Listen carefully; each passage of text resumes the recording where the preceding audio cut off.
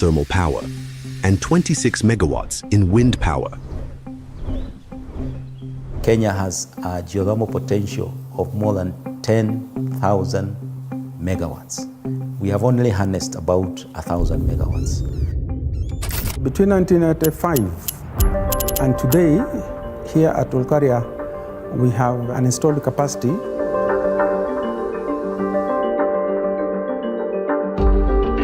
It took 23 years to actually hack how geothermal wells and geothermal systems are, where we got in 1973 a self-discharging well.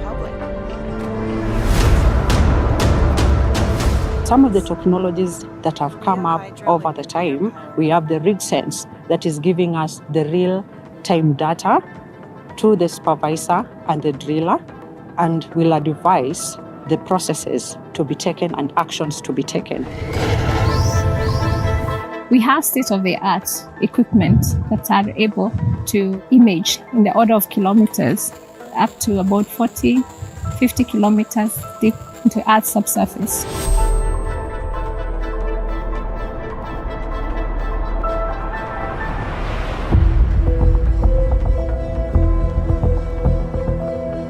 The power we generate here is per the grid code. We generate power of the right frequency, right voltage and current, such that the end user at the factory or even at home, the equipment that utilizes this power is within the set parameters.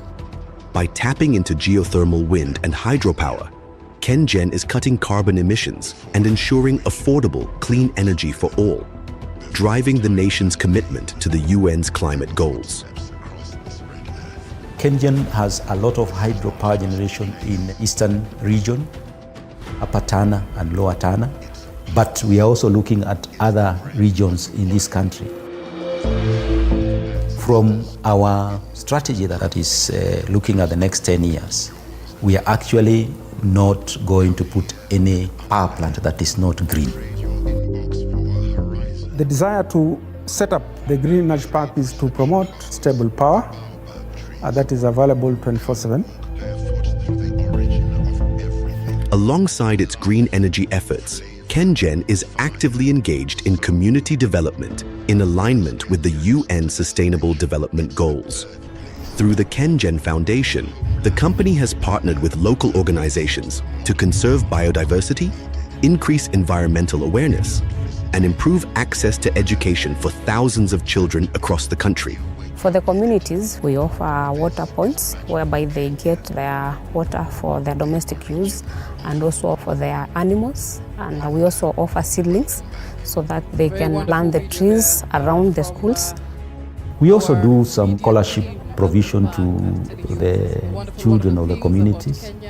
And even besides giving them scholarships, those ones who are successful, when job opportunities arise, we actually give those communities around where we work. We do what we call environmental awareness in conjunction even with the Ministry of Interior, whereby when they have barasas, we come together and impart the knowledge on environmental conservation. We work together with the communities. We have serious engagements that we carry out with them so that we walk the journey together. Our focus and our main interest is in the geothermal.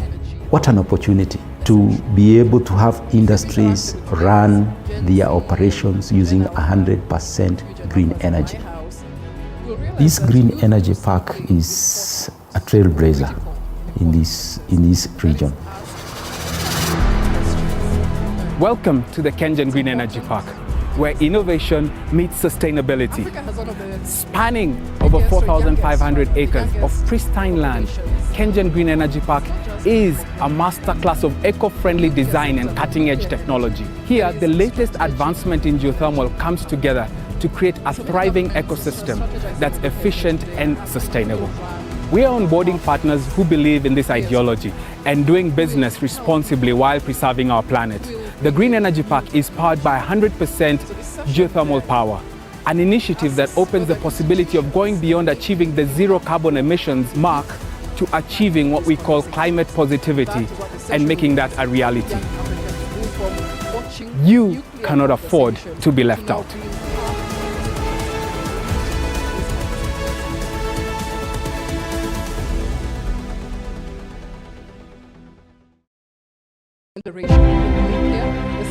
Behind the remarkable economic growth, there was stable power supply. Behind the global splash of the Korean wave, there was abundant energy. Korea, a country that doesn't produce a drop of oil, could achieve economic growth. Korea hydro and nuclear power made it possible.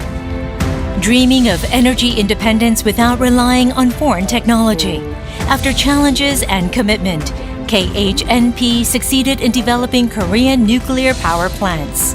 In the end, Korea has become a nuclear power plant exporting country. From nuclear power to hydropower, pump storage, solar power, wind power, fuel cells, and hydrogen, KHNP has grown into an eco-friendly energy company, producing clean energy that reduces carbon emissions. While humanity faces the challenge of carbon neutrality by 2050. To open this session by welcoming all of us and distinguished guests, esteemed panelists, colleagues, and most importantly, the young leaders shaping the Africa's nuclear future. Good morning to all of us. I know Dr. Toma usually refers himself to the afternoon generation, and that we have the morning generation, and we have those who are just approaching in the middle, so the mid-career professional. So Africa's nuclear journey is no longer a question of if, but how fast and how inclusively we move.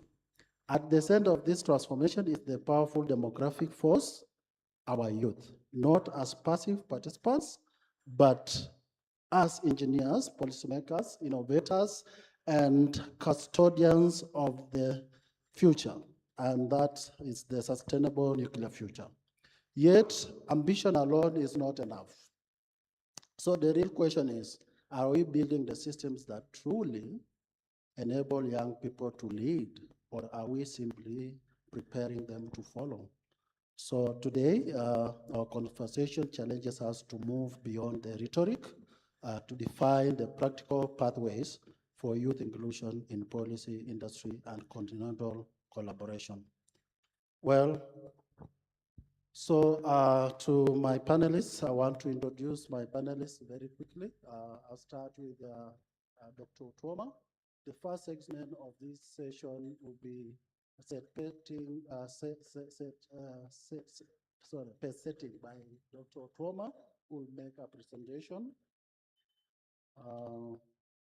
Can I have the slides, please? Dr. Toma is a young lecturer at the University of Nairobi. He's the founder of he has been serving as the leader in the Eastern African Association of Radiation Protection. He's also the founding president of the Nuclear Society of Kenya. And he's a seasoned mentor. He has mentored most of us, young people here in Kenya. So give him applause, please. The next panelist will be Pamela, Dr. Pamela. Dr. Pamela, she's one thing maybe many don't know about her. I took the presidency of African Young Generation after, not African, the Kenyan Young Generation after Pamela. She's the founding president of the Kenyan Young Generation in nuclear, and currently a lecturer at the Strathmore University. She's also leading a program of women in science at the Strathmore, and of course, she's a PhD in nuclear physics, so she's a powerhouse. Give her a round of applause. Yes.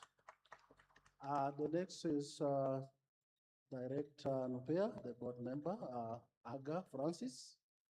Aga, for those who don't know him, is a very quiet man, but he speaks to instruments. He's an expert in quantum and nuclear engineering, and we look forward to hear more about what he has as a member of the board in Nupea in plans for the youth. Thank you. Give him applause. And Next panelist is Mr. Yves Butera from Rwanda Atomic Energy Board. Welcome, Butera is in charge of driving programs towards capacity building and of course cooperation. And we really privileged to have him as part of the region. Thank you, welcome. The last but not least is the current president of the Kenyan Young Generation in Nuclear, representing the morning generation, Ms. Lynette Nyamweya. She works with NUPEA and she's leading the Young Network. Thank you. So we were to have representation from the Commission of Come, and I think there will be a comment on that. We got apologies from the panelists. Thank you. So I want just to open up this conversation by having Dr. Toma do the presentation. Please upload the slides, please.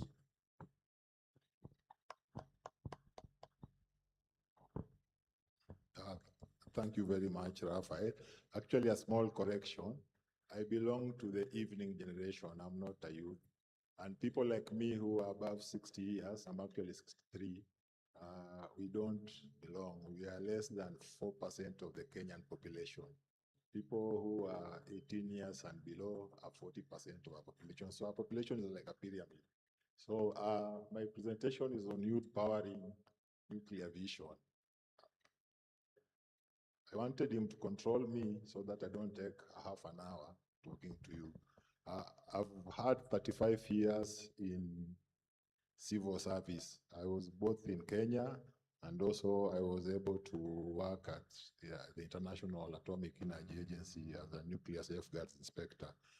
And as he said, I started 2 associations. One was the Eastern Africa Association for Radiation Protection, and right now I'm the founding president of the Nuclear Society of Kenya. Come May, I'll hand over the baton to a real afternoon generation so that people like me who are evening generation, we phase out. Next one. So during my presidency, I tried to bring up especially ladies. So this was one of our AGM. The 2 ladies on your right, the rest have gotten their PhDs since then. Next one, please. So that was the reason for having the Radiation Protection Association. That time, people thought issues of medical health were the only users of radiation sources. But now we know there are more users in industry, and going forward, hopefully we'll have nuclear. Next one, please. The last year when I was the president of Eastern Africa Association for Radiation Protection, that was our AGM. The ladies in front now are in management levels in various organizations. And one of them has actually become a nuclear safeguards inspector at the IEA. We have 3 Kenyans there right now. I was the first one. Next one, please. So the reason we are here today as Kenya and Africa is about shifting from opportunistic engagement to mandated succession planning. So this thing of people like me working until we are moved from the jobs to our graves, we should stop that. We should do succession management.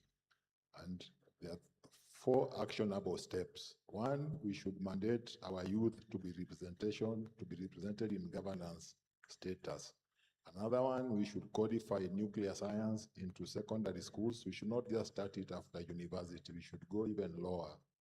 A third one, we should capitalize on regional bodies like AFCON to create mutual recognition of nuclear qualifications to facilitate labor mobility. Because like here in Kenya, you don't need a visa to come here if you are from any other African country. So we should do similar thing, and AFCON should be our good catalyst in that. And lastly, we should dedicate a financing mechanism specifically for long-term nuclear apprenticeship, so that we do not just talk about assisting our young people. So from opportunistic to mandated succession planning. Next one, please. These are some of the activities we've done before in our associations.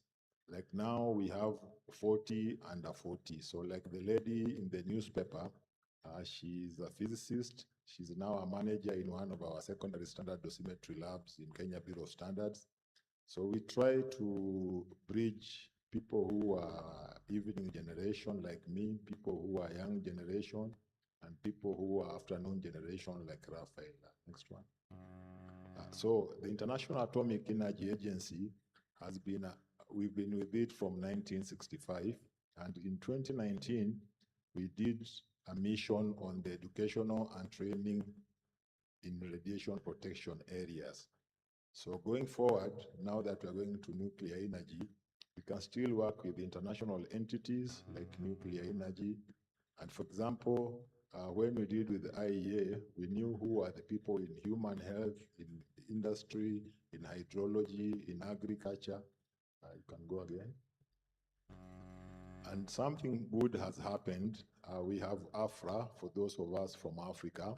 So in 2019, we had the vice chancellors of African universities and representatives of regional bodies involved in education and training, because we need to have issues of human resource development needs in Africa addressed here, not only going with the ad hoc trainings we normally send people outside.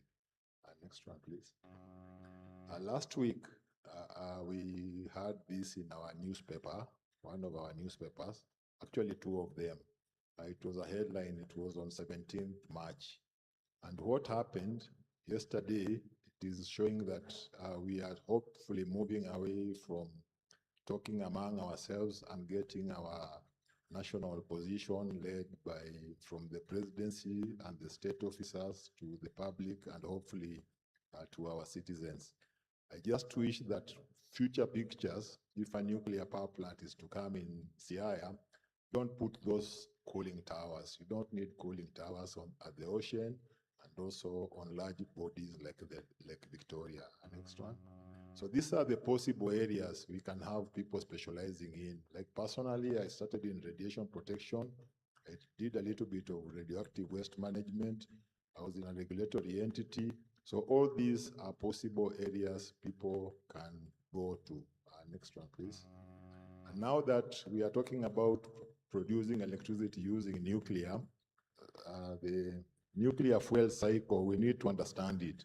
We should know if we have any uranium, if we want to do any mining, any conversion, any milling, any enrichment, any fuel fabrication. And of course, if the nuclear power plant comes to pass, there'll be issues of spent fuel, and of course, issues of how to deal with that spent fuel. And in case we want a complete cycle, we can even have reprocessing, but these are conversations we need to have as concerns nuclear. Next one, please.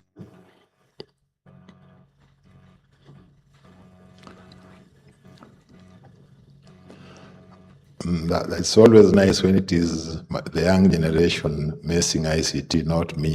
Otherwise, they'll be saying the old man doesn't know or he doesn't see what he's doing. It's so nice. So maybe the operators outside there, you can assist him. And I'm not doubting you. It's not moving. I can see that. So these are the last two slides. So our moderator had given us some 5 pillars. So initially I started with the strategic imperative. Now we need to move from strategy to execution. So the 5 pillars our moderator gave us, we should have more integrations, more linkages. We should be more visible. Of course, investments must be there and there should be more coordination. So the young professionals trained through a harmonized continental curriculum, especially with industry-aligned curricula, funded by a dedicated development fund, gaining visibility through continental awards, and sitting on national regulatory committees, and finally representing the holistic approach required. So if I was to take Kenya, the immediate steps will be our legislative action. Yesterday, when the KENRA Director General talked about the Nuclear Regulatory Act, he talked of some 15 draft regulations. Let's do away with those. And then there's the budgetary allocation. So it should be ring-fenced so that the Nuclear Youth Development Fund is introduced in every physical cycle. And lastly, there should be a formal partnership with international entities. So the first AGM of the Nuclear Society of Kenya happened last year. And again, you can see the majority are morning and afternoon generations. People like me, evening generation, we were only 3 in that meeting. Next one, please. So from strategy to execution, again, if I was to take the African continent and not only Kenya, I would request AFCON to convene a continental summit within the next 18 months to adapt the African Nuclear Youth Engagement Strategy. Then the development partners, for example, IAEA, we should align the technical cooperation projects with the continental strategy. Then the Africa Young Generation in Nuclear should formalize its role as the recognized continental coordinating body for youth engagement with the dedicated secretariat, which should get support from AFCON. Otherwise, the demographic advantage Africa is having, much as is a great asset, time is finite. The window to train the next generation will close. And for Kenya, for example, NUPEA has come up with this conceptual model for nuclear workforce in Kenya. And then the next one. So this is my last slide. Last time I was in Pwani University, where the Kilifi County is. Before Siaya County, we thought Kilifi would be the takers of the nuclear power plant, the very first one. So there's Pwani University there. And the young people, because I was invited by the governor, the young people from Pwani University, I was privileged to give them a talk about possibilities in nuclear. And I can assure you that the required workforce and competencies from our morning and afternoon generation are there. All these young people would be eager to be trained so that when we eventually decide to construct our next nuclear power plant, they'll be the ones to do it. Thank you very much. Thank you, Dr. Otuoma, for that insightful presentation on youth inclusion. Now, I have my esteemed panelists here, and first is to ask just an overall question where I will expect maybe at least maybe 1 or 2 to respond on this. And then we'll move forward. So Africa stands at a pivotal moment in its nuclear journey. From your perspectives as experts in the industry, what are the most significant opportunities for the African youth to shape this future? And what structural, education, or policy barriers still limit their full participation? More importantly, what must we do deliberately and urgently to address them within this decade? I'll invite Dr. Pamela and Letta Butera. Thank you. Yeah, thank you so much, Dr. Otuoma, for setting the pace. And there's so many opportunities in Africa that we should be able to, as African youth, we should be able to go for. I think I'll use my example. I'm an educationist, I'm a trained teacher. And there was a chance, I applied to do masters in nuclear science, and I did have money. So one of the professors at the university called me and told me, are you still interested in doing this masters? I've seen your name. I said yes. And the International Science Program was able to sponsor my masters. So we have such opportunities for the young people to actually just explore, not just in their local villages, And this is now a global village. We have our internet. We can be able to leverage on that and use the internet to look for. There's so many opportunities. We have the conferences that people go and attend. I'll also use an example. So while I was a KYGN president, I happened to maybe go for as many conferences as possible, and I had the chance to meet my PhD supervisor at a workshop. There was an opportunity, you check on the internet, I'm interested in doing a PhD. And these are the people who are offering these PhDs. So we have the Organization of Women in Science for Developing World, who used to offer PhD opportunities. The only thing that you needed to have was a supervisor in those developing countries. So I got one in a workshop and I was like, Professor Iyabo, will you be ready to supervise me for my PhD? And she was like, why not? Apply for it. So we have opportunities on our laps. Now that we are digital guys, we are always on our computers. What do we check on the computers? Is it TikTok, saying the other things?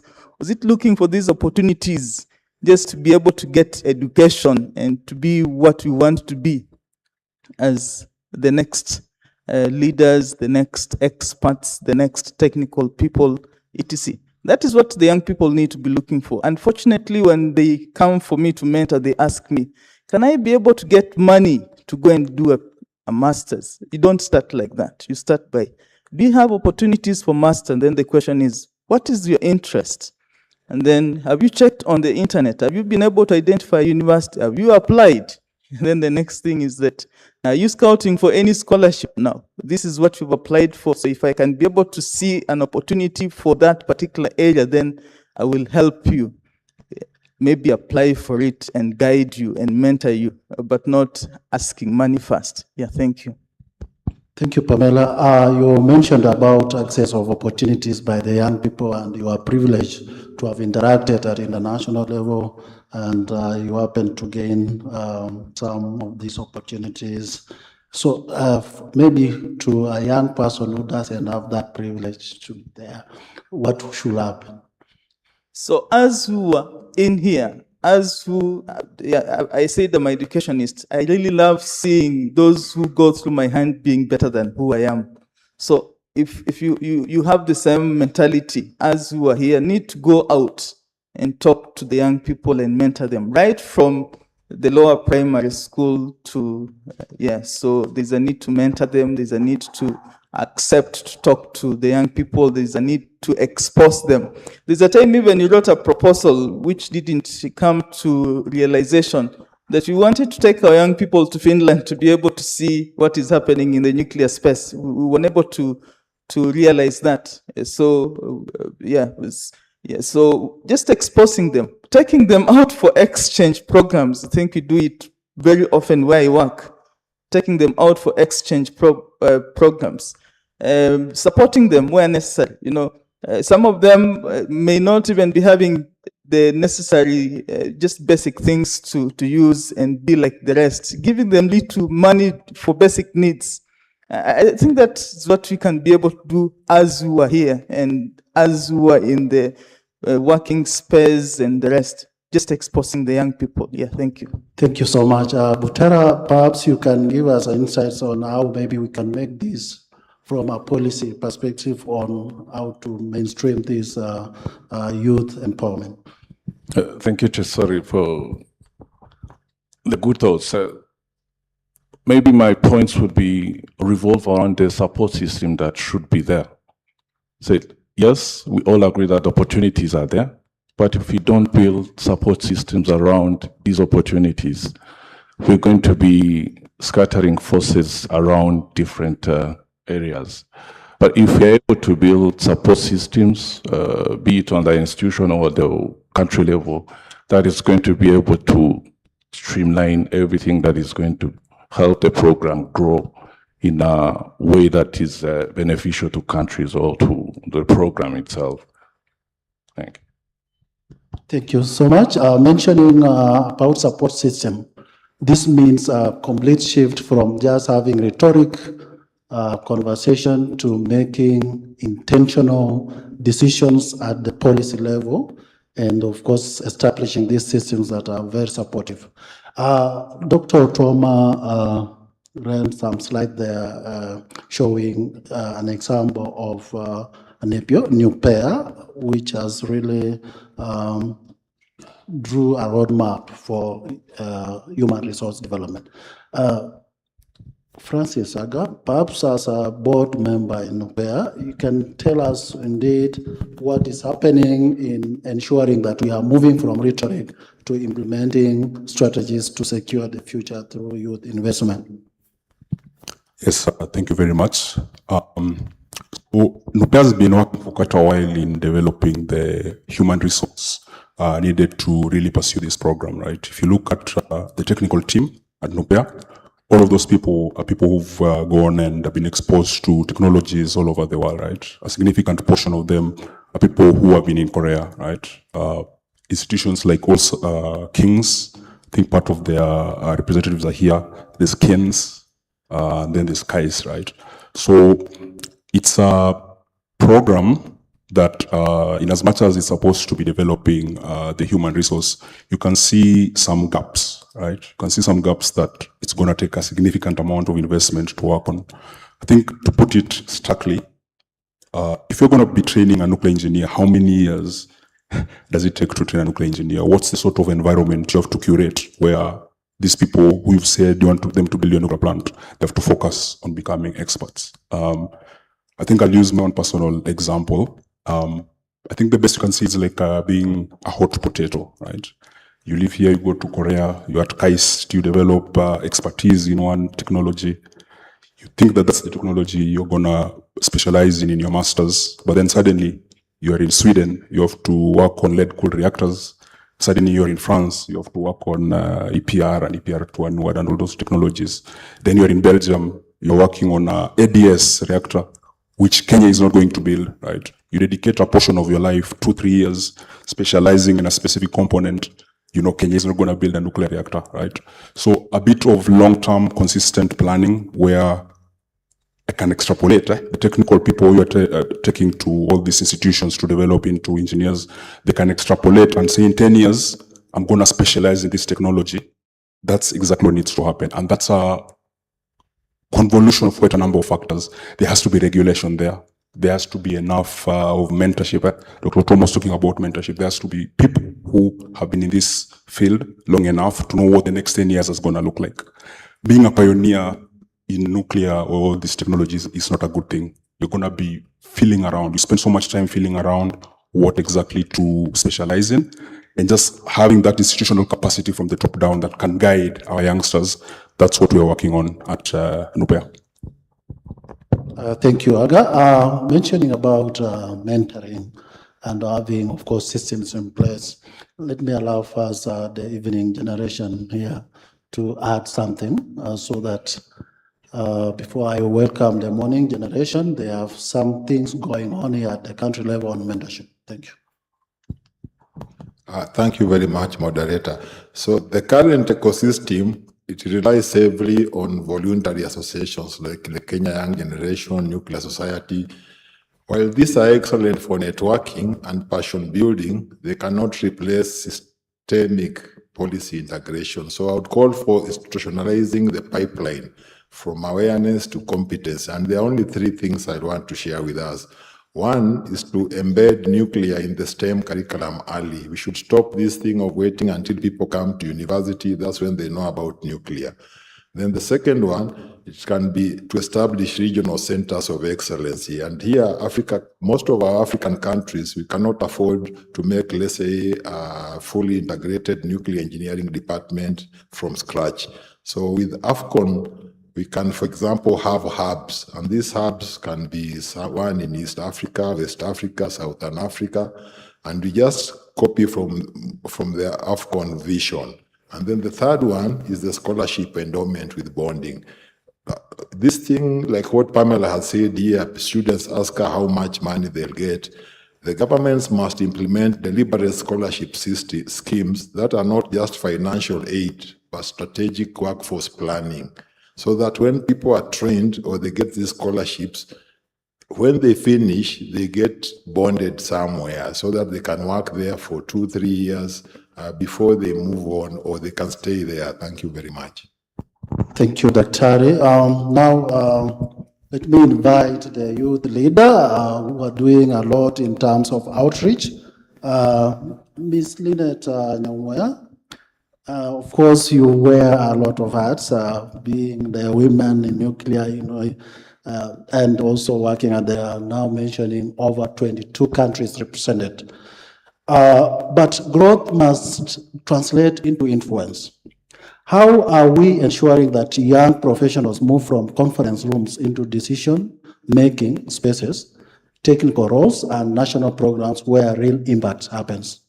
Thank you. Okay, thank you so much, our moderator, for the question. Before I even answer the question, today is the first day I see the youth being consistently included in nuclear conversations, especially in our country and also in Africa, because most of the time you realize that you'll be engaged up to some point, then there's a disconnection, then re-engaged again, a disconnection. So the consistency, for the most part, is not always there. So it has to be an intentional way to involve the youth. And I'll speak for KYGen because I'm a president, maybe up to now it's a year old, and it's something you have to take part in as a youth. Right now, it's not about, oh, we need to include the youth. No, we are there already. So we want the systems to be able to take us up. We'll be part of them. Then we build this nuclear space together. So having said that, at KYGen, we have a lot that we are currently doing. And our motto or our goal and vision being demystifying nuclear in Kenya. That means that we need to start early. And starting early doesn't mean starting with you guys. It means starting all the way when the students are very young. And for us, we thought high schools will make a great impact. And then that is why we mostly engage high schools. One thing we do is launch nuclear clubs. And these nuclear clubs are not just clubs where we just launch and go. We launch and start the teaching of, do you understand what is radiation? Nuclear 101 is radiation. There's radiation around us. There's background radiation. There's radiation when you go to the hospital. So it's not, nuclear technology is not new. It's only that we are now going to use nuclear for energy production. And today I'm so proud that one of the students who we started with, the Nova Pioneer Girls Status City Nuclear Club is here. Hope, where are you? Because we talk with evidence, actually. She's right there. Wow. Yeah. Let's clap for her. She's done with school. She's now looking into finding a career pathway in nuclear in college and hopefully get a job in nuclear wherever she will be. We are so proud of that. And again, our also major role is we want to do mentorship. And this mentorship has to be very, very intentional. We don't want to introduce the careers when the students are in university so that once you're done with your first degree, you go back to do maybe a nuclear science because you never heard about it. So it's time for us to do the right thing. Right thing is start with them early because, again, with public perception, trust in our communities, it is the young people who will drive that force. Because once I understand something, I'll be able to convey it way better to a high school student. And then the high school student goes home. We don't speak the same dialect. Kenya has over 50 tribes, or rather 47 tribes.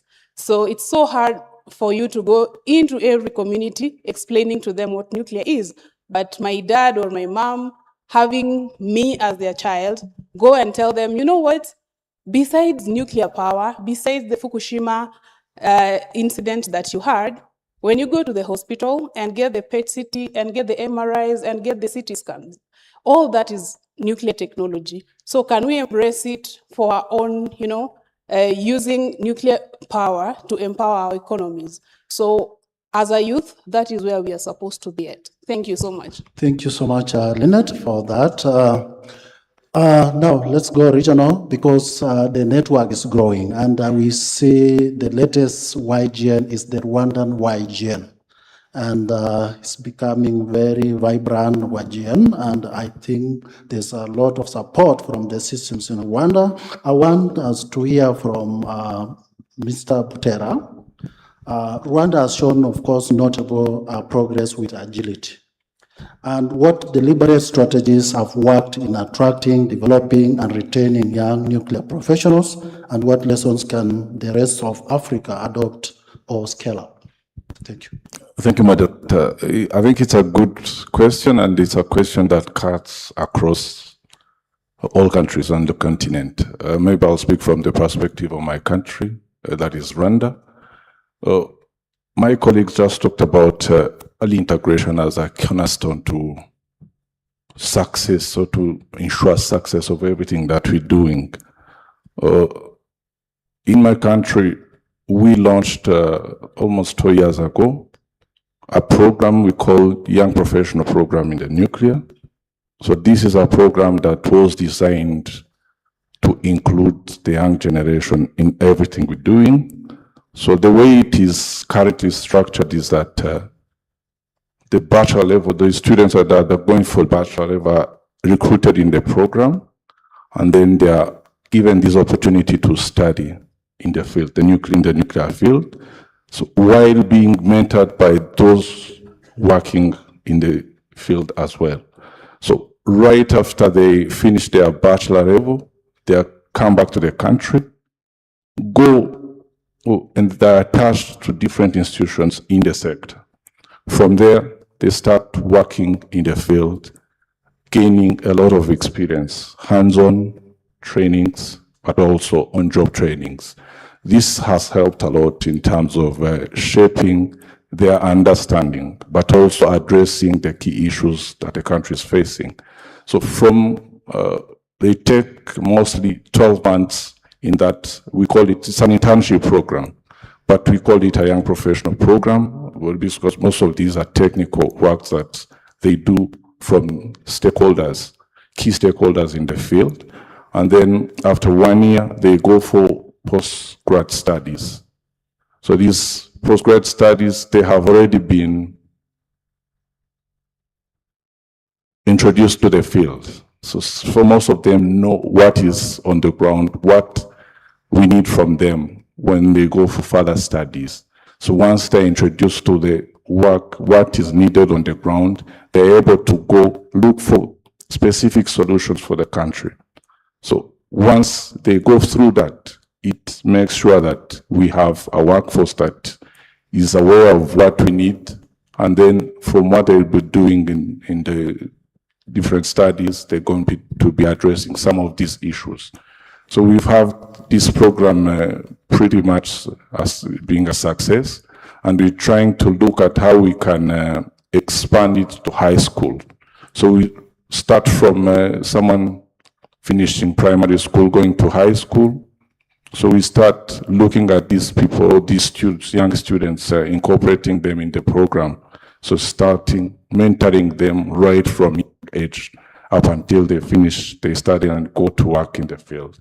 So this has pretty much worked for the country, and I think this is something the continent can look at and see where we can maybe cross-check or compare notes. We know there are a lot of things that are being done in different platforms on the continent, but also in the world. So if we bring together all these strategies and how we implement them, is going to be successful for our program. Thank you so much, Butera, for that insights about the systems that you are setting in place in Rwanda. And I believe with that, more young professionals will be attracted and retained in driving the nuclear program in Rwanda. Of course, there was this challenge that we noted over the years, especially like we started here in Kenya, we started the conversation in 2010 about going nuclear. And then there was some efforts to train young people outside the country. And then when they came back, there were no places maybe to get jobs directly. So it's something that I think NUPEA have addressed at the time, but it's not enough. It's like still a drop in the ocean. So I think there's something that is more developing, because we talking of sending our young people to train outside there. That is signaling something that we miss something here locally. So what is happening at our universities? I want to, before I invite Francis Aga, just to add maybe like the approaches that are currently embraced at NUPEA to address that issue of somebody being trained and lacking job. Not NUPEA alone, all the stakeholders in the nuclear industry in Kenya. Thank you. Yes. So a domestic nuclear power program, of course, has to have a workforce that is local, workforce that is things like safety culture, work hours, commitment, and all that is localized, very much localized. The problem of what happens is that when you go out to a university or a certain nation, that nation has its own context, whatever its priorities are, and the curriculum in all those universities are going to be tailor-made for whatever it is there in that country. So it becomes quite an issue if you're being passed from one place to the other, right? Again, I'm going to use my own personal example, right? Korea, that KAIST institution where I did my undergraduate, it was very, very specific, and it emerged from a very specific context, right? You have a population that has just come out from a very terrible war. It wants to nuclearize, have a nuclear power project. It has a legal system that is based on Confucianism, and it wants to import an American technology. There's a lot of work that has to happen for that to, at the end of the day, to come up with a nuclear plant, right? And so Kenya's challenge is compounded, right? Regardless of which other technology we take, we have to do something similar, and that's going to involve such a significant portion of the population, right? That regulations based on our local context has to talk about the colonial laws we imported. If, say, for example, you go for Chinese or Russian technology, it has to take into account the realities in China, right? And so the capacity building that's going to happen at NUPEA and KenGen is going to be very aware of that. I'm very happy to see that we have youngsters from local high schools already looking at that. So we have to take into account whatever it is that she needs to emerge in 10, 20 years from now, being a nuclear engineer, being a champion of this, rather than sending her to Korea and then to France and all over the place. Yes. Thank you so much. So we kind of reflecting on how we can build the local capacities. Dr. Twoma, you've worked in the university, you've worked in the public sector for the longest, now retired. I want you to perhaps tell us from your perspective, you as the training, the powers in training human resource, the universities. One thing that comes into question is, do we have nuclear programs here, like education programs, and how can we really try to address this, especially, can I just phrase it very well, that we are talking about universities as the foundations for the nuclear programs or any nuclear program. So from a policy and capacity building standpoint, how do we transition the African university from the knowledge providers into engines of innovation, producing not just the graduates, but problem solvers ready to drive nuclear deployment? I'll allow Dr. Twoma and then Pamela on the side. Thank you. Thank you very much, Raphael, for that question. On the curriculum, I will let Pamela deal with that. I will only talk two things, and my idea is we should move from engagement to ownership.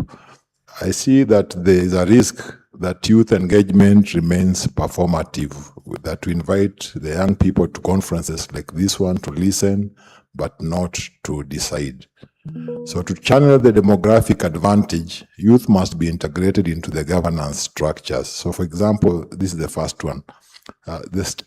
We should have a statutory youth seats in governance.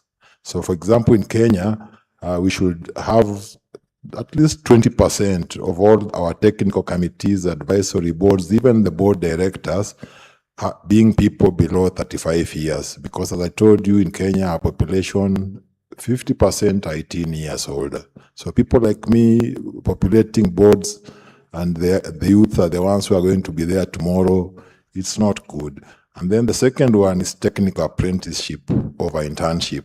Currently here in Kenya, we have short-term internships, and these are usually 3 months, if they are very long, 6 months.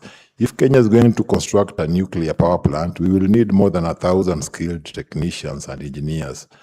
So we should, when we engage the vendor countries, be it South Korea, Russia, USA, China, France, whichever, we should embed our graduates into the supply chain and construction management teams, so that instead of this thing of 2-3 months, 6 months, we have 2 to 3 years paid fellowship, so that the young people, other than acquiring the skills, they can also get the not only the knowledge but also the experience, and eventually when we construct our own, they'll be there.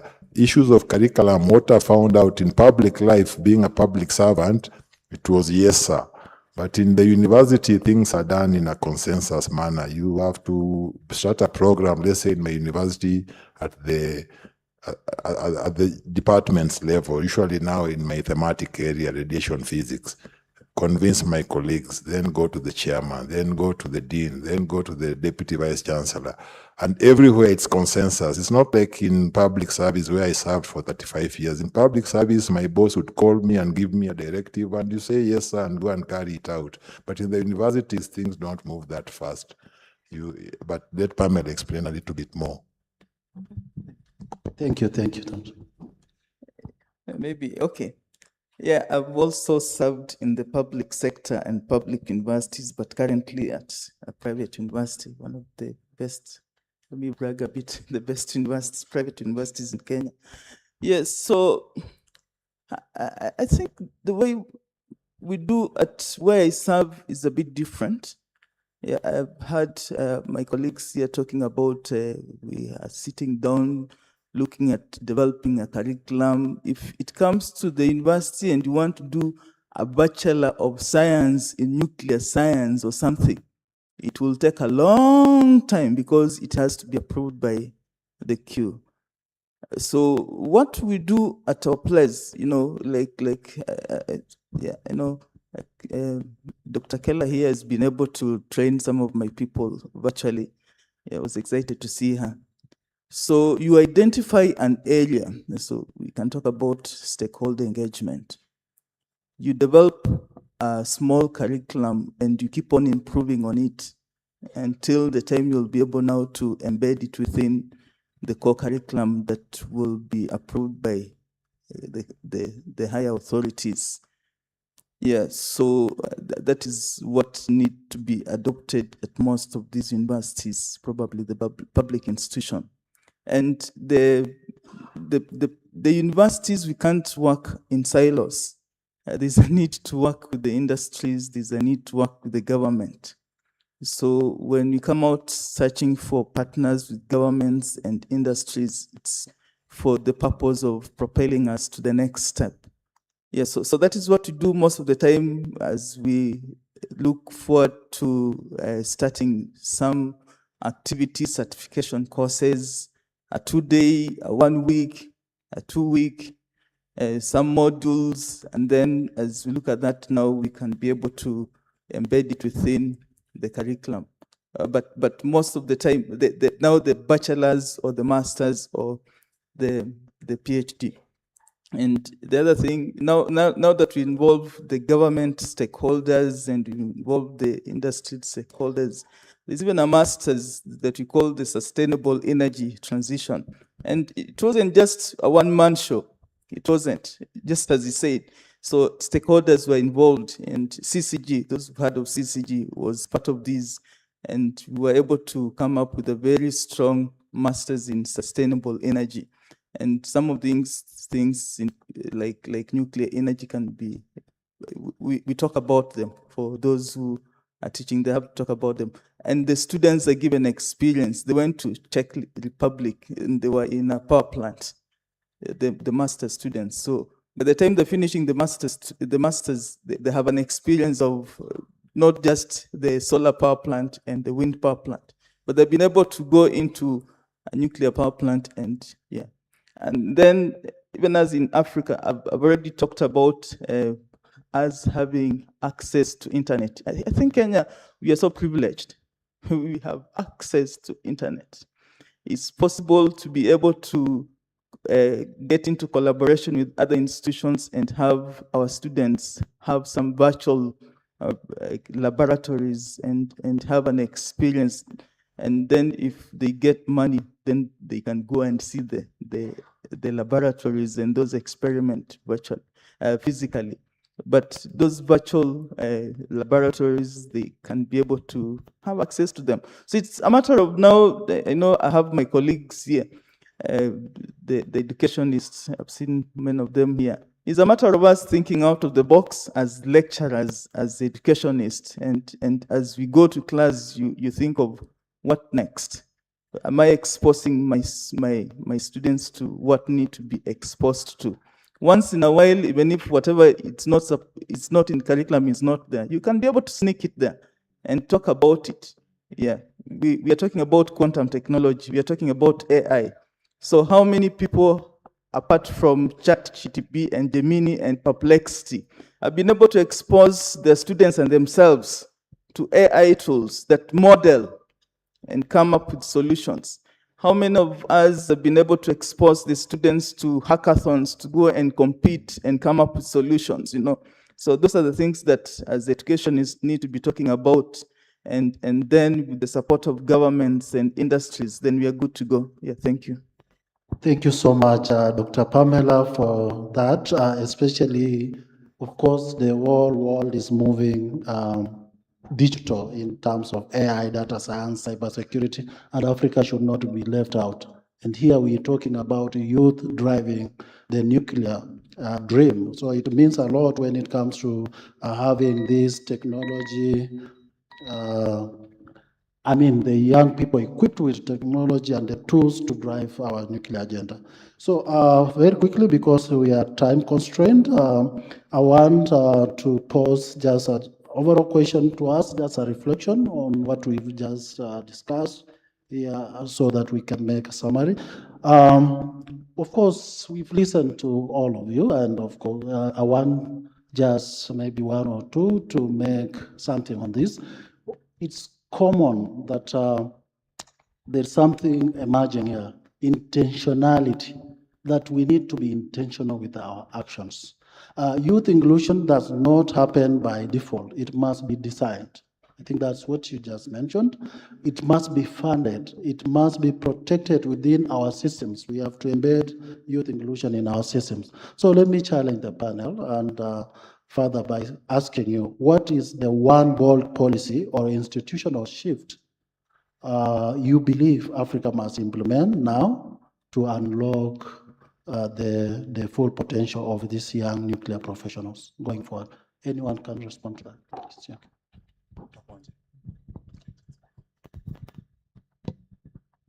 So thank you so much.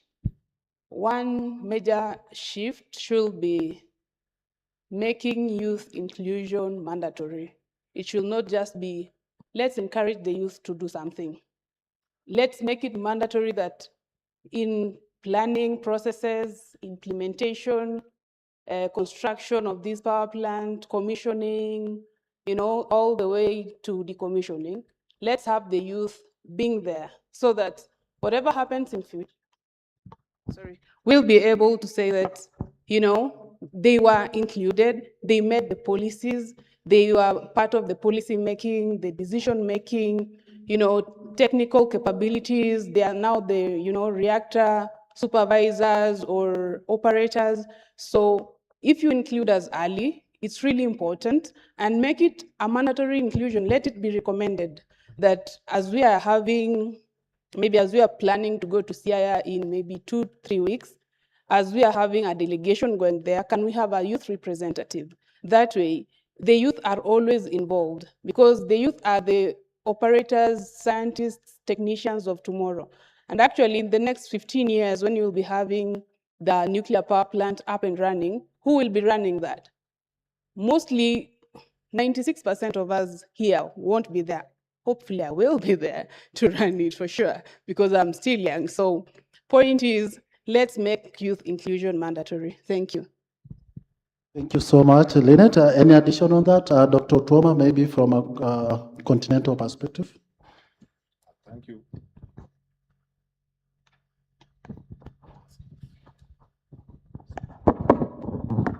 Thank you very much, Chesire. So I think we should leverage regional bodies for standardization, because at the moment we are fragmented. So if, let's say, we got AFCON, because a student, let's say, trained in Kenya should have the academic credentials recognized in Ghana, in Nigeria, or any other African country if they want to work in a nuclear regulatory purpose. So AFCON should spearhead a Pan-African nuclear qualification framework that allows for the mutual recognition of nuclear, for example, parental licenses and academic degrees across the member states. Then the second one is the training model. The way a training model would work, for example, being in the Nuclear Society of Kenya with so many young people, if we related, let's say, with South Africa and South Africa Nuclear Energy Corporation, it can run a structured mentorship program where South African retired nuclear engineers are contracted to mentor Kenyan young graduates for periods of 5 to 10 years, because then they've run nuclear power plants from 1984, while us, we are planning to do so. So this training model can also assist us jumpstart what you're asking. Thank you very much. Thank you, Daktari. And maybe because of the time, I don't know whether we can have just one burning question from the crowd or two.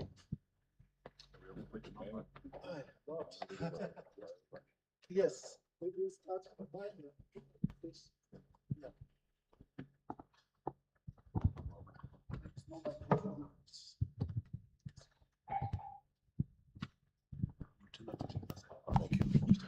My name is Joel, Professor Joel from Chuka University, one of the best.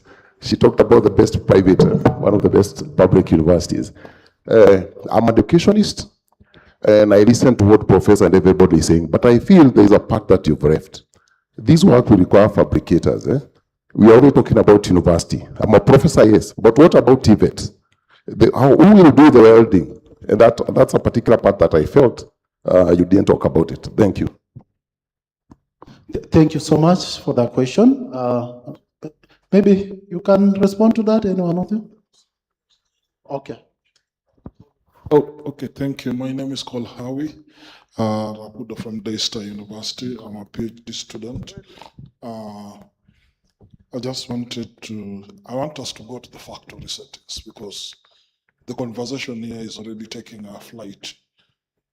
Because you need to look at, are we talking about informal and formal sectors? Because majority of people are, almost 70% of Kenyans are found in the informal. So the conversation here is citizens. We talk about citizens. If we are talking about community education, we're talking about things which can propel people to do what is called acceptability. Because the biggest issue when I talk about Maslow is that everybody has food, maybe, but the biggest problem you're suffering now is safety and security. That's why people are questioning the process. So how do we deal with that? Thank you. Thank you. I think let's have those two questions. Pamela, are you ready to answer one of them? Yeah.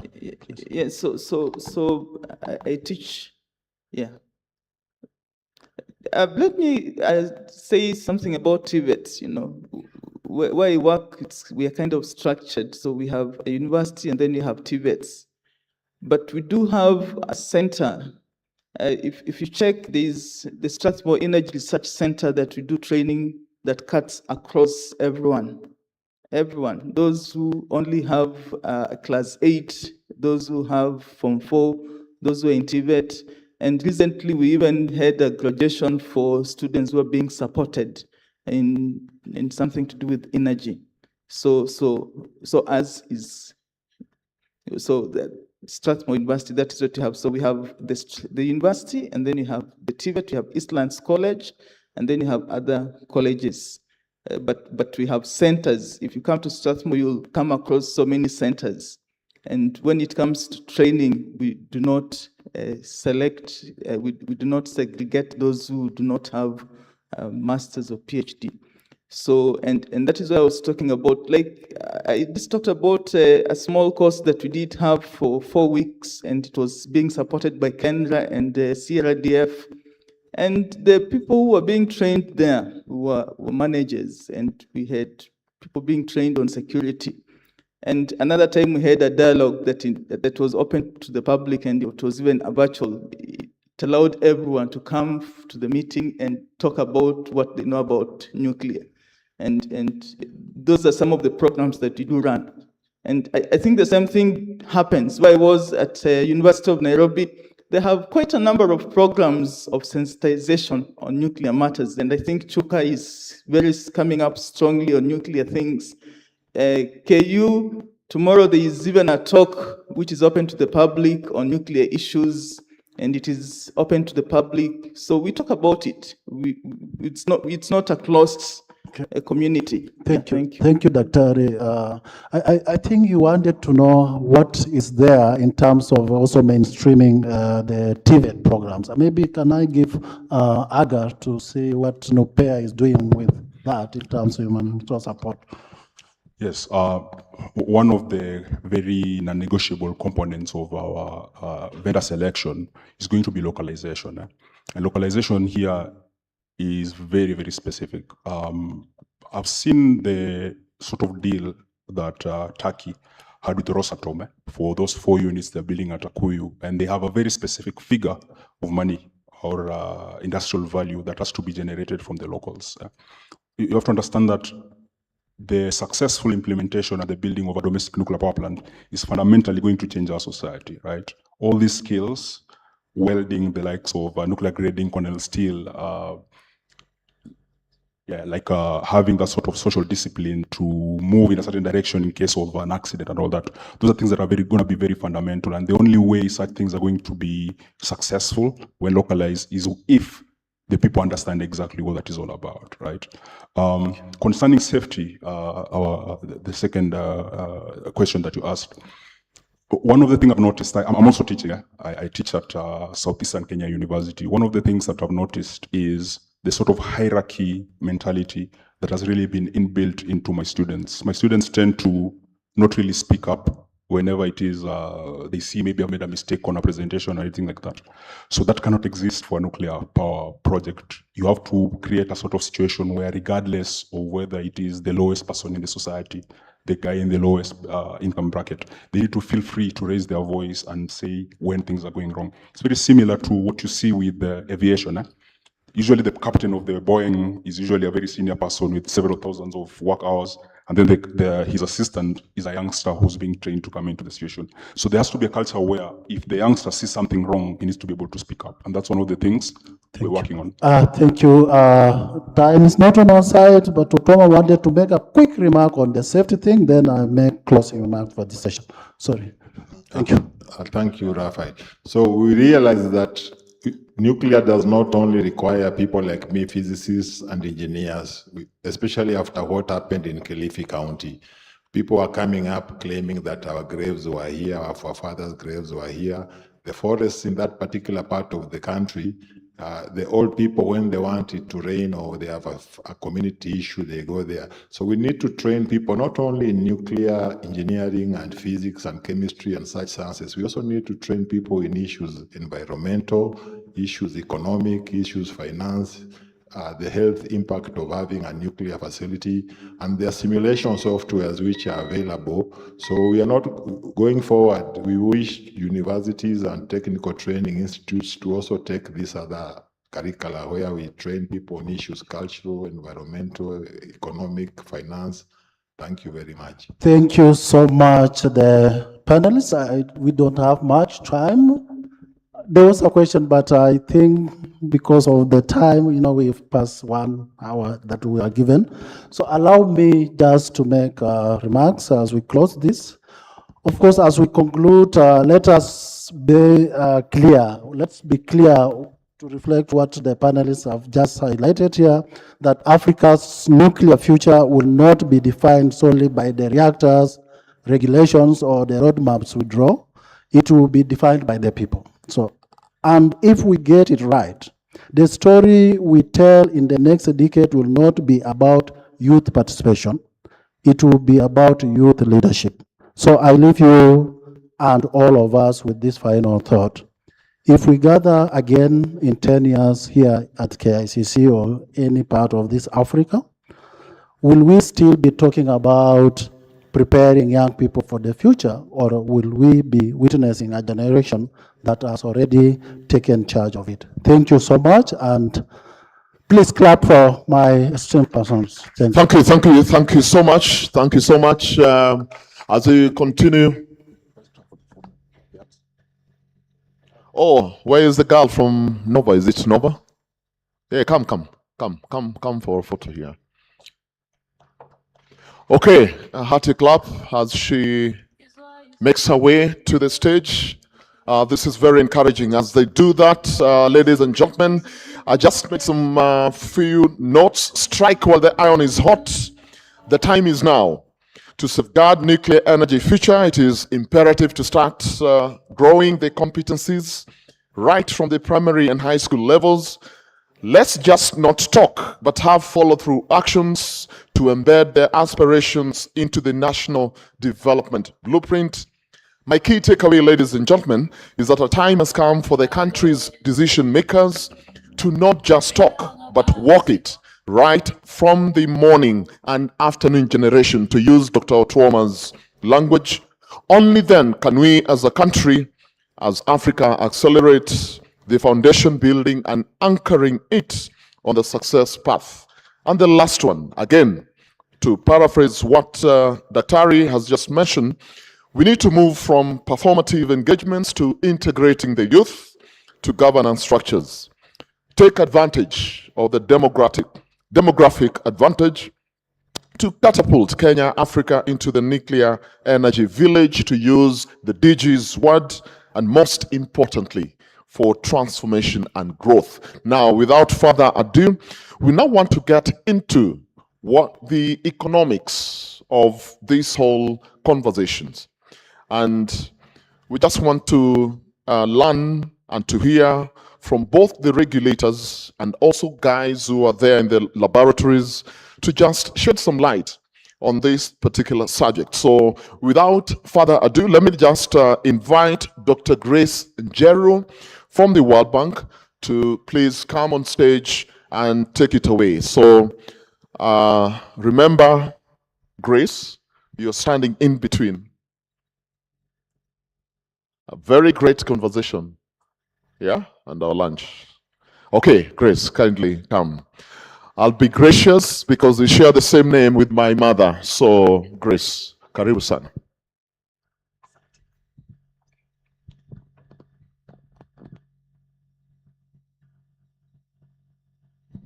Thank you so much for the opportunity to stand here and get the chance to moderate this very, very important session. It's a session where we get to discuss about scarcity. Economics is about scarcity and making choices when you have scarce resources. And of course, how we make all those considerations in the midst of having to supply power and coming from the World Bank, of course, the Mission 300 objectives. Allow me to invite the team that I'll be working with on this session. I'll start with Will Jensen.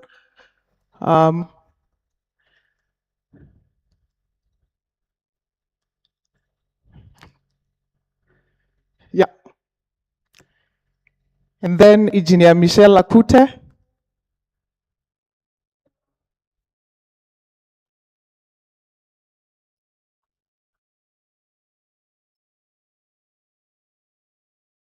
She's coming.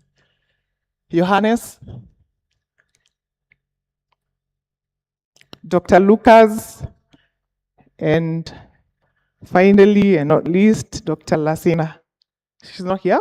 Okay.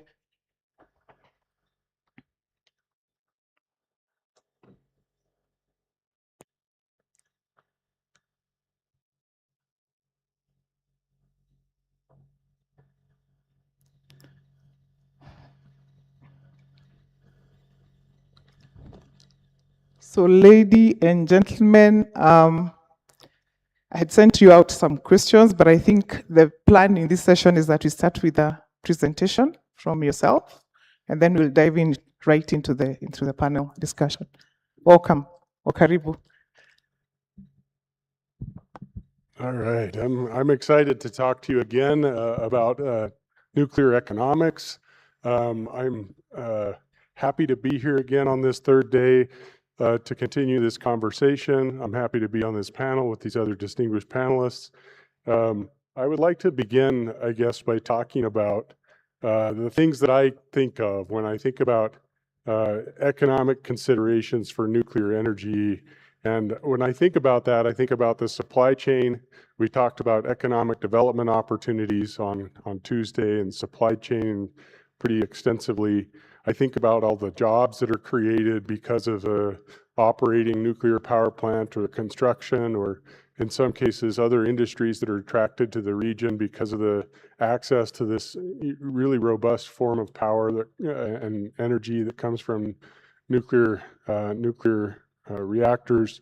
I also think about some of the things that some of the other panelists will talk about too, is the financial economics of nuclear energy. And so oftentimes when people talk to me about what it's like to be a nuclear economist, nuclear energy economist, they assume that we're going to talk about finance. And that is a part of the economics behind nuclear energy. But we'll talk a little bit more about that, I think. Our world's changing, and so are our economies, and energy is becoming an important form of currency around the world, if you can think of it that way. And the speed of technology adoption is increasing very rapidly. And I just want to get a little bit of audience participation, if I could, when I'm talking about this technology adoption. I want you to think about how long it takes for the world to adopt technology. And specifically, I want to ask you, how many years do you think it took for airlines to get 50 million travelers? How many years do you think that took? 50 million air travelers. And just shout out a number. 40 years? It was more than 40 years. Any other guesses?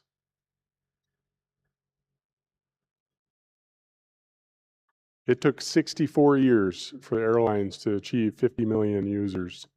How about automobiles? How long did it take us to get 50 million automobiles on the road?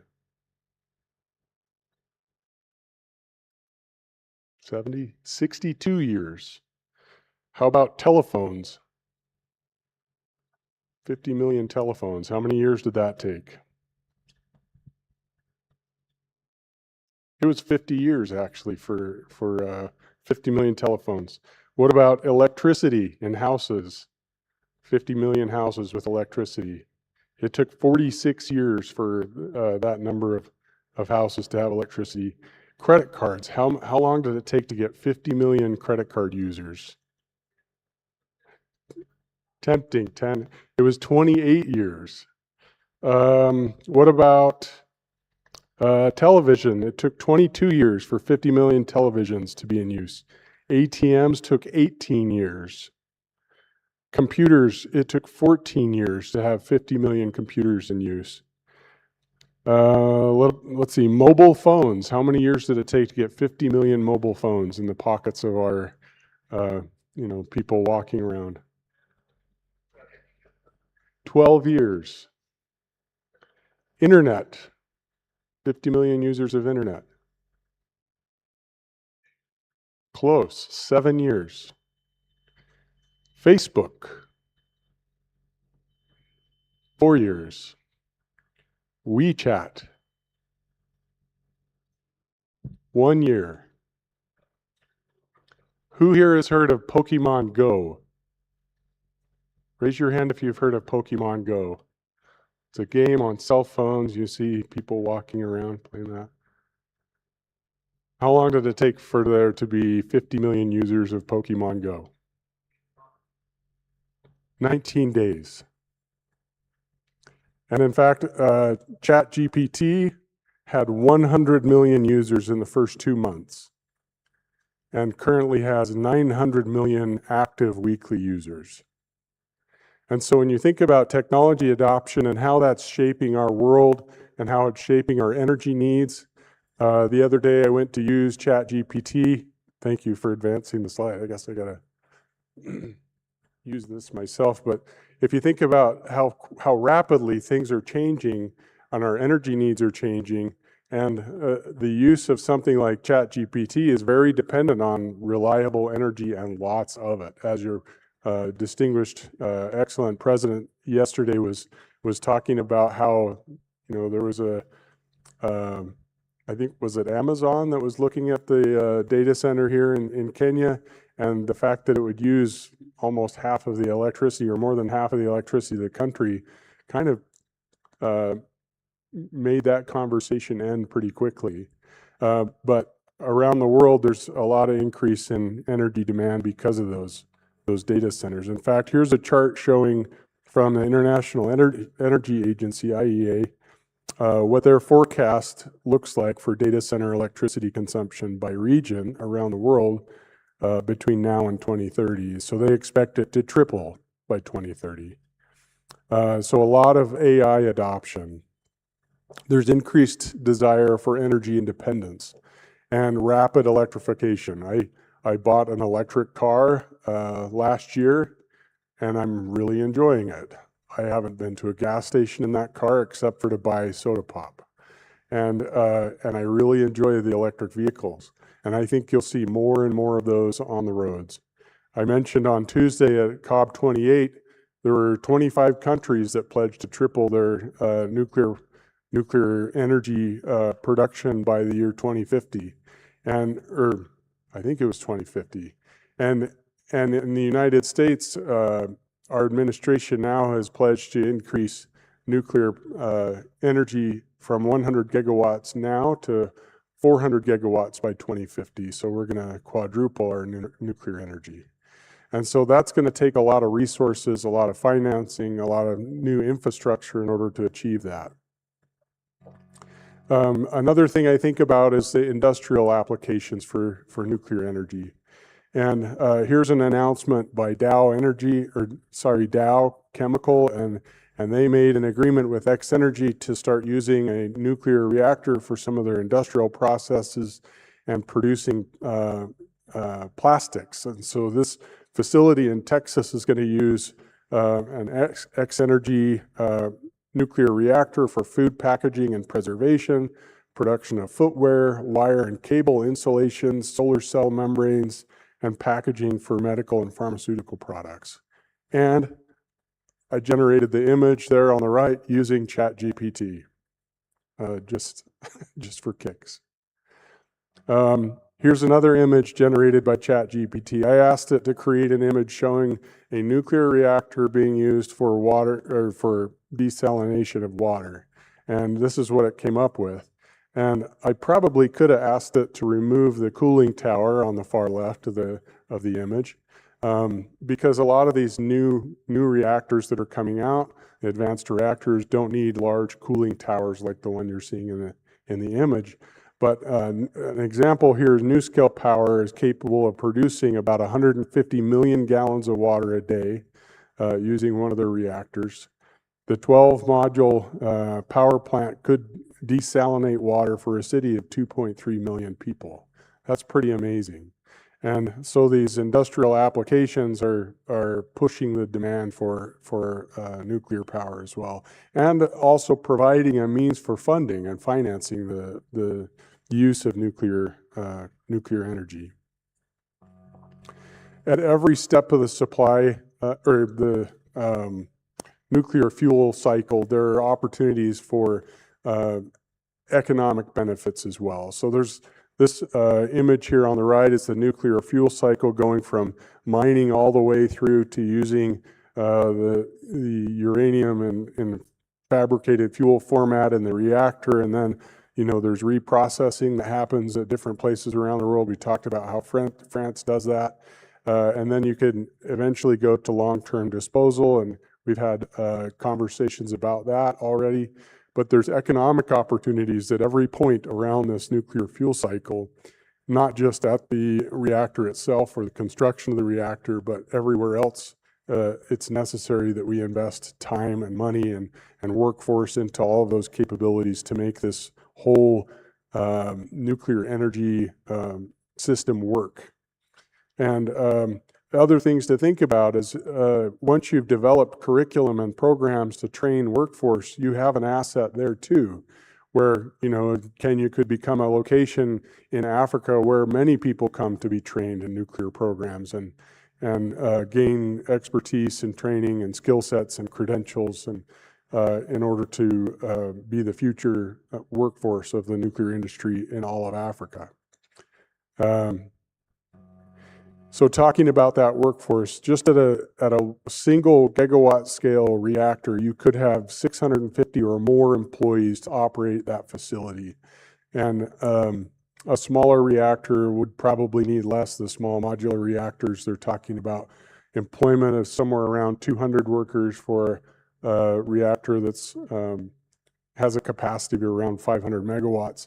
That's just the first layer of jobs and impact on the economy. We also have another layer of jobs that comes from the supply chain activity. And then you've got both of those layers that are paying paychecks to employees who then go out into the economy and spend their money at grocery stores and movie theaters and buying cars and motorcycles and paying their doctor bills and all of those things, which creates additional jobs. And so the jobs that are just at the nuclear facility itself are about a third of the total jobs that are created. And that's not counting attracting other industries that leverage that now available, strong, robust source of electricity from the nuclear power plant, like data centers would, or other industrial applications like what Dow is going to use it for. And these impacts are high because they're using a lot of labor. So nuclear power plants are very labor-intensive facilities, and a lot more labor-intensive than what you get at a coal power plant or especially a natural gas facility. You're essentially trading the cost of fuel at one of those other facilities for the cost of labor at a nuclear facility. And that's important to an economy because those jobs are going to turn into income for the region, right? Those jobs, they earn income, they go out and spend it in the economy, creating other jobs. So it's got this increased multiplier effect, and especially more multiplier effect and more impact than what you get from solar or wind, where there's very little employment. And in fact, a lot of the materials that are used for production of electricity, like the solar panels, would probably come from another country, for example. If you already have power in power plants and in a country, oftentimes the workforce could be repurposed or could be retrained to work at a nuclear facility, especially in the case from combustion-related electricity generating technologies like coal or natural gas or other things like that. A fossil-based power plant, you could transition about 75% of the workforce to work in a nuclear power plant. And so you don't necessarily have to start from scratch with a workforce. But these are things that I think about when I'm thinking about economic considerations of nuclear energy. Of course, there's the financing part of it, which I think we're going to talk a lot more about, especially with considering the guests that we have here on stage. And I'm excited to continue that conversation. So I'll end now. Thank you.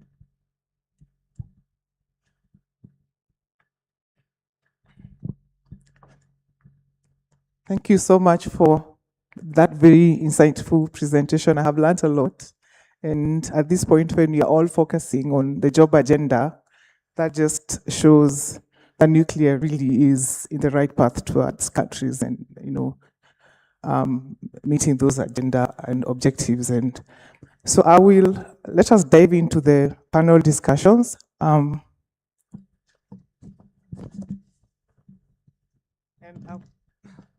I will start with Lucas and Hailu on these questions that I have regarding financing and investment.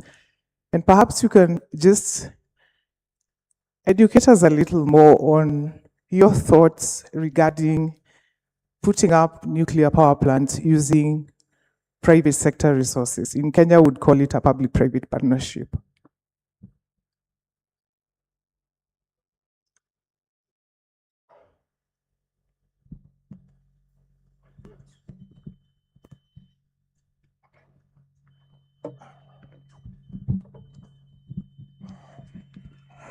So thank you for this question. Thank you so much for inviting me to this conference.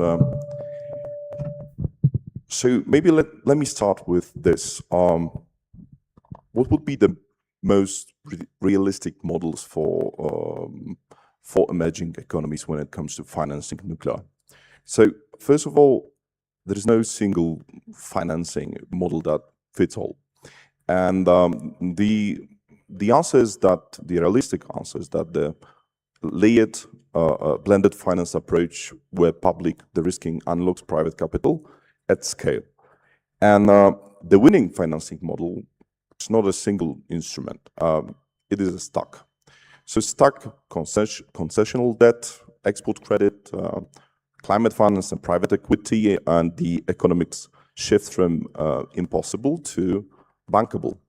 So crucially, currently, the most operationally proven model for a large-scale nuclear in the developing world is the government-to-government financing with vendor state support. And the vendors provide concessional loans, often backed by export credit agencies, that ultimately cover up to, or more even than 50% of project costs. And the second point is that we need all of the instruments that are available, the ECA financing, so ECA-backed structures from the US EXIM, KEXIM, or equivalent agencies that provide longer tenor.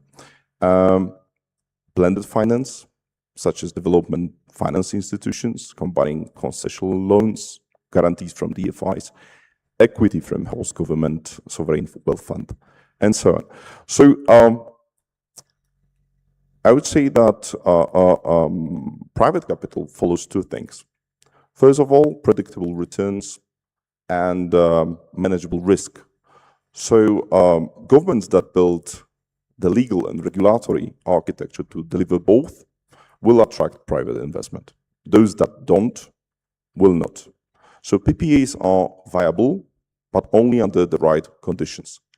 The nuclear sector has specific characteristics that make off-the-shelf PPP models sufficient. What is required is a nuclear-specific PPP framework that addresses clear allocation of construction risk, long-term PPAs with credit-worthy off-takers, and decommissioning funds, fund obligations that, and their allocation between public and private parties. But legal certainty is predictable. And from my experience, as I was for a couple of years ahead of the Polish National Atomic Energy Agency, so the nuclear regulator, I was also acting CEO of the Polish Nuclear Power Plants Company, the one that is currently responsible for the deployment of the first nuclear power plant in Poland. So the single most common reason private investors hesitate is legal uncertainty. So ambiguous nuclear liability regimes, unclear land tenure, undefined grid access rights, or insufficient regulatory independence. But all in all, we have to take a look at the risk. So if we want to have a private capital injection in the project, there has to be a risk that is manageable. So PPPs in nuclear are not a question of if, but how. Get the legal framework right, make risk allocation transparent, and provide